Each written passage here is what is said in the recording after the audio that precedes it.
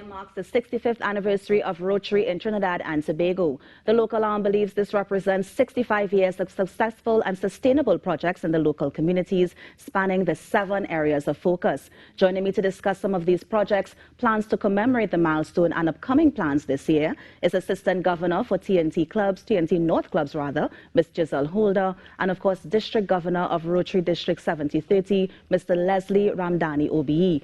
Now, Mr. Ramdhanny has served as District Relief Chair, Rotary Foundation Fundraising Chair, and Assistant Governor on 5 occasions. He is also people-oriented and believes in service above self. To date, he has earned 4 Paul Harris Fellows and is also a Paul Harris Society member. Good morning. Hey. Thank you so much for joining us. Thanks for having Thank you for having us. Welcome back to TNT, Mr. Ramdhanny. I heard you are an honorary Trini to the bone, and so we welcome you back to our shores. Yes.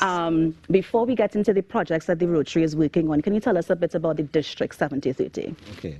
So, as you said before, I am the District Governor of District 7030, and the Rotary District begins from St. Kitts in the north, encompasses all of the islands coming down, ending on the South American continent of French Guiana.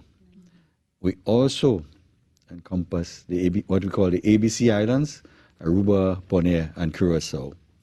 They joined our district about 4 years ago. They were part of another district prior to that, but they are more related to us than to the Latin American countries, so they are now part of us. Our district, we have 74 clubs.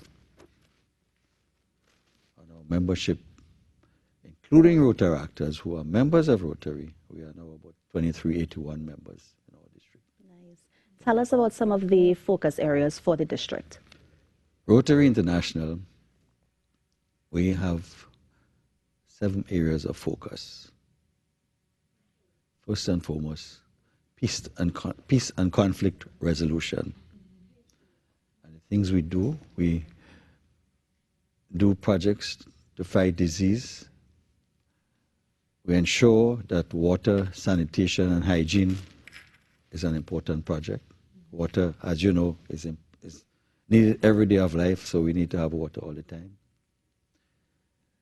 We engage communities, and I tell you, when I say we engage, we as Rotarians engage communities to assess needs, and we do projects that would promote economic upliftment of communities. Literacy and education is another area of focus. Literacy, as you are well aware, is important. We need to ensure that every child, especially so, can learn to read and write. Our projects take us into the schools, into our community, to ensure that we provide the materials to promote reading and writing in schools. Our clubs are very active where that is concerned. The youth, we focus on the youth to promote the young people. They are the leaders of tomorrow. We do projects again to ensure youth empowerment. Now, Giselle, I'm coming to you because I know that the DG would have mentioned things like youth literacy, that sort of thing. Tell us about specific projects that the Rotary would have engaged in to ensure that these areas of focus get the attention. Absolutely. So, as our DG said, you know, we have this, you could call it an umbrella. So all our projects focus within these 7 areas. So as you said, in terms of specifics, a lot of clubs right here in Trinidad and Tobago actually engage with our local schools. So you'd have things like reading projects. We've also partnered, that's another thing Rotary does very well. We recognize we don't necessarily have all the resources. So we partner a lot with other NGOs so that we are able to satisfy, as Leslie said, our community as best as possible. So reading projects within schools. We also have, what was very interesting, we're doing a childhood obesity prevention campaign throughout the entire district. And it's a 3-year project, very exciting because, you know, you don't really think about children when you think about obesity. I know we all struggling, right? But yeah, to know that children are suffering with this simply because of the lack of education as to nutrition and what best to do. So I believe one of the French clubs came up with a very simple booklet that has been translated to English as well. And we have it throughout the entire district to be distributed to schools to just help encourage students to make better choices. And of course, more importantly, their parents, who would be the ones purchasing what they eat at home. So we're everywhere, we're doing all things, but you know, those are some of the things very near and dear to us, because it may be challenges or issues that may not be that much focus on, because you know we have so many things, but Rotary, we tend to try to narrow down to certain things. Polio remains a global initiative that Rotary International tackles, and even right here in Trinidad and Tobago, we try our best to continue with that awareness. What was scary was, I believe last year, there were about 2 or 3 cases in New York of polio, and you're like, what? You know, I know many young people don't even know what polio is. So it's something that Rotary, along with us right here in Trinidad and Tobago, through the guidance of our district governor, as well as the international organization, we're really hoping to eradicate. And it's getting there, it's getting there. You know, 99%, we're gonna get there, hopefully. Yeah. Mr. Ramdhanny, I'm gonna come back to you because I understand that you are a graduate of UWI's Agriculture Department, and Yes, you do have a visit coming up with them as well. And we're talking food sustainability, right? And so I'm wondering what sort of conversations can we look forward to with that meeting that you're gonna be having? Actually, it's just a visit to the, yeah, this goes back many years ago, many years ago, but it's just a visit to meet with the department, the Food and Production Department, to look at what we're doing, because they are very keen on making sure that we can provide ourselves for ourselves, you know. We know that the food import bill is high, so they more and more UWI is promoting sustainable food production for our people. It's so important, you know, that we realize that food is something that we have the ability to produce our own food. We just have to exploit and do it. You know, encourage persons to grow what they eat, you know, rather than a lot of the imported stuff.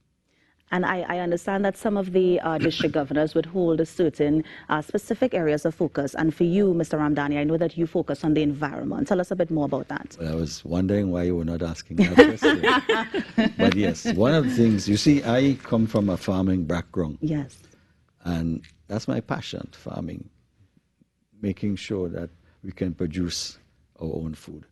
And not only that, over the years, you look at what's happening now. Climate change is a very serious thing that's happening. You look at the rainfall in your own country. The flooding has increased. Okay, my country, yes, we have the flooding, but thank God we are very hilly, so we do not suffer long. The water runs away. So we as a people must be conscious of what is happening with this climate change. You know, it's there. It's facing us. We have to be doing things to protect our environment. That is what is important. Recognize the damage that is occurring to our environment, and we must do things to protect the environment. We must make everybody in our community aware of what is happening. Okay? Protecting our forests, you know, cleaning up all of the debris. And let me tell you, as I travel, I see the amount of debris that lies everywhere. We as responsible persons, and we can encourage others to do that, to do cleanup campaigns, clean the environment of the plastics especially, that's damaging our landfills. It's not good for our landfills. Let us get rid of it. Let us recycle plastics. Let us grow more food. Let us plant trees. We can protect our coastlines, because you would realize that more and more, again, all goes back to the change in climatic conditions. Our coastlines are being eroded. Doing things like promoting mangrove growth is important. A lot of clubs have undertaken this project, planting mangroves along our coastlines to protect it from erosion. And on that same vein, DG, I know that the theme for this year is Imagine Rotary. How can you imagine a better Rotary International, not just for us here, but globally? Well, you know, that's the theme of our Rotary International President, Jennifer Jones. Simple word, one word, imagine. But she has challenged Rotarians to imagine the many things that we can do in our world to improve the lives of others. And this is exactly where the areas of focus that you mentioned come about. Imagine the many things we could do. I don't want to repeat them, but imaginative things. You know, as she says, you know, every night we go to bed, we dream. We dream many things. And they can become reality tomorrow. And this is what we as Rotarians think of, the many possibilities that are out there that we can convert to reality, all towards improving lives in the world. So that's our mission, to provide service to our communities to improve lives.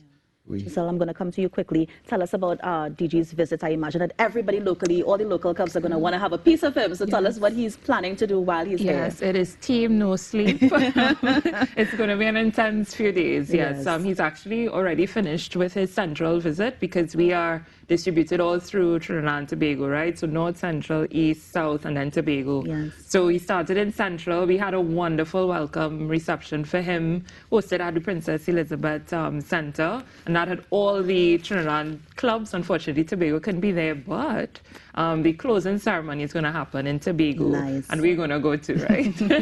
But what's fantastic is that our DG gets to see, I guess, Rotary in service in Trinidad and Tobago. So we would be communicating with our DG through our assistant governors throughout the entire year, but he gets the opportunity now to actually see a lot of the projects that we did. And the great thing too, he gets to see the younger side of Rotary through what we call our interactors and early actors, which really are the babies, right? Secondary school, primary school students who are equally engaged, if not more engaged, than the average Rotarian in terms of, as he said, especially environmental projects. So, you know, we're going to make sure he gets some sleep. But, you know, he has a lot to do, a lot to see, and we're very glad to have him with us during this time. Before we go, I wanted to touch, I know that there's a beautification project going on at Maracas Waterfall. Who can speak to that just to give us some more information? He saw it himself. Yes, Mr. Ramdhanny. So yesterday, I had the distinct pleasure of doing that hike up to the waterfall. It's a wonderful trail. I know it's not a secret in Trinidad, but it's a wonderful trail that must be protected. I must tell you that on the way, the amount of garbage that we found was very minimal. I was very happy to see that. Yes, the Rotarians of the Maracas St. Joseph Club, that's their pet project. In particular, I must mention Rotarian Anil, who is so very keen on that project. Of course, we went up there with garbage bags to clean up. So the trail is in great condition, and I did very well to manage to get up right up to the waterfall. You know, you did your very best. I love hiking, so it was okay for me. Yes. And this is where people must get close to nature. It brings you right close to nature, you know. Trail up, the forests, the rocks, the streams running down, you know. And we must treasure these things as persons. When you get up there, you look at the wonders of nature. How that fall cascades down over the rocks is wonderful. It's certainly something worth preserving as it is. Maybe the trail can be made a little easier for old people like me. But you were able to manage just fine, DG, and you said it so with your own self. But DG, let me thank you so much for, you know, sharing about the projects. I wish you all the best with your visit, and I hope that you take the love from all of us back home to Guyana. So thank you so much for joining us. Grenada. Thank you so much for joining us. And ADG, thank you as well for joining us. And of course, you may see me at some of the events, so I hope to engage with you again pretty soon. Thank you. And that is how we wrap it up on the Now Morning Show. But stay with us. We have so much more coming up in a short time.